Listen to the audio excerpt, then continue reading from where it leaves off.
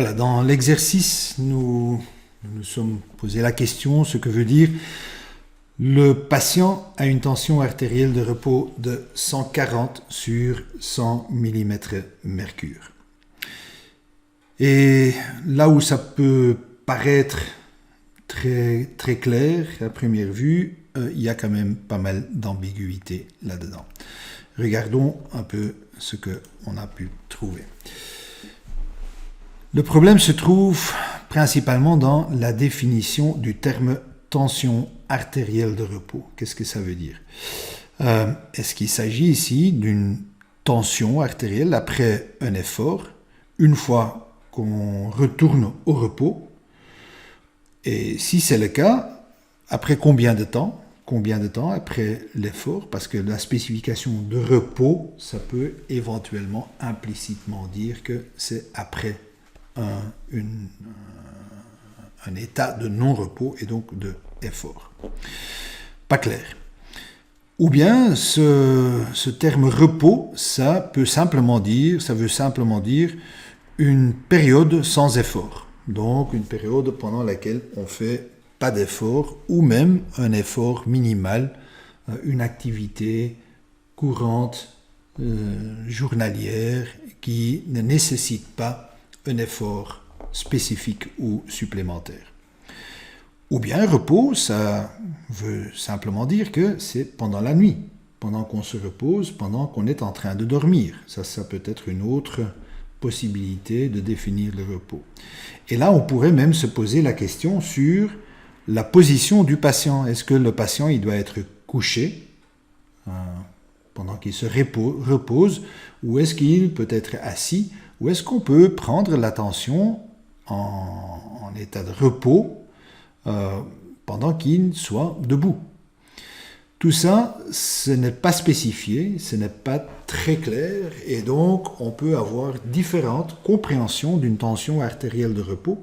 Et évidemment, s'il s'agit d'une tension artérielle de repos 10 minutes après avoir fait un grand effort, après avoir couru un marathon, et pendant que le patient est encore debout, ça va être tout à fait autre chose qu'une tension artérielle de repos juste avant de se lever le matin pendant qu'on a dormi toute la nuit.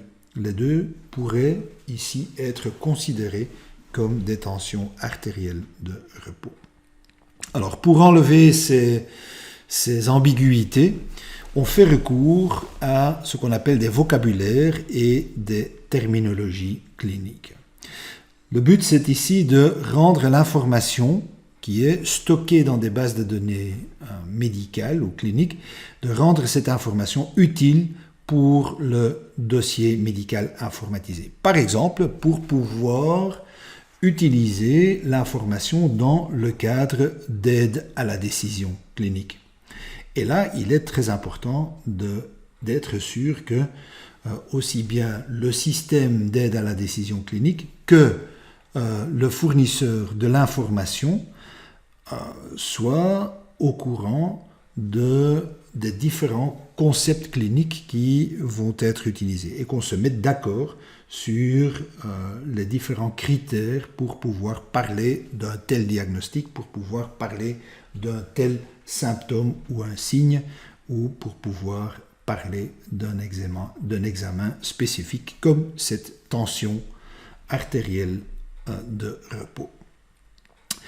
Et cette information sur les vocabulaires et les terminologies, c'est quelque chose qui est souvent stocké dans des serveurs de terminologie qui contiennent tous les termes qui sont utilisés dans la documentation clinique. Un bon exemple, c'est la CIM-10, donc la classification internationale des maladies de l'OMS, où pour chaque diagnostic, il y a clairement la spécification des critères d'inclusion, les critères d'exclusion, pour qu'on puisse parler d'un tel ou d'un tel diagnostic, pour être sûr que tout le monde parle de la même chose quand on utilise des codes de diagnostic qui viennent de la CIM-10. Et bon, parfois on fait encore un effort pour pouvoir capturer plus de détails par rapport aux informations cliniques pour pouvoir répondre à ces critères d'inclusion et d'exclusion.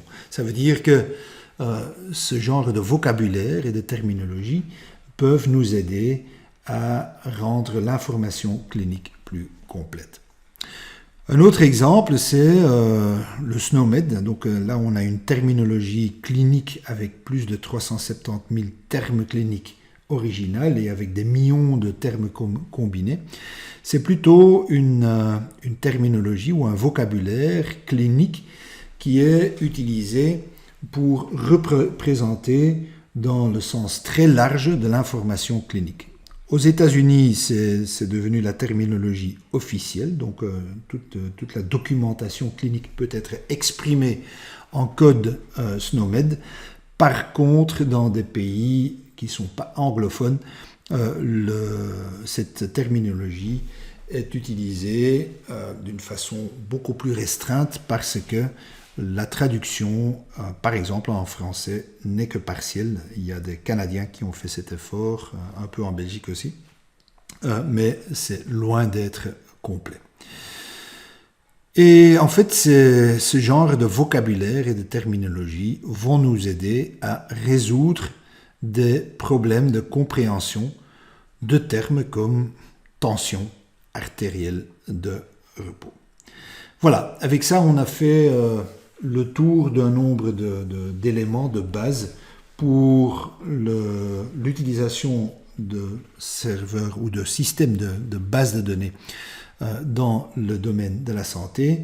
À partir d'ici, nous allons passer un peu à la pratique. Donc, comme ça, vous avez quand même une idée de l'utilisation de systèmes et de modèles de bases de données dans le domaine de la santé. On va voir comment ça fonctionne également en réalité. Et pour cela, nous allons utiliser le serveur de base de données MariaDB que vous avez déjà installé.